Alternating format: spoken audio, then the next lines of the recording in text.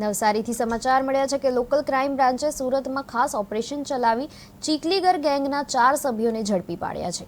Police inspector Digvijaysinh રાઠોડની આગેવાનીમાં થયેલી આ કાર્યવાહી દરમિયાન 3.44 લાખથી વધુનો મુદ્દામાલ જપ્ત કરવામાં આવ્યો છે। ગેંગની ધરપકડ બાદ સુરત, નવસારી અને અંકલેશ્વરના 4 ગુનાઓ ઉકેલાયા છે અને પોલીસની માહિતી મળી રહી છે।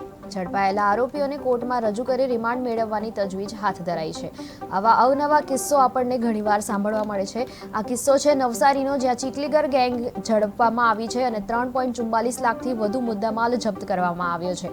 ત્યારે સુરત, નવસારી, અંકલેશ્વરના ગુનાઓ અત્યારે ઉકેલાયા છે અને આ આરોપીઓને અત્યારે રિમાન્ડ મેળવવા માટે તજવીજ હાથ ધરાઈ છે। પોલીસે અત્યારે એ લોકોને ઝડપી પાડ્યા છે। એલસીબીનો સુરતમાં મોટો ઓપરેશન સફળ થયો છે।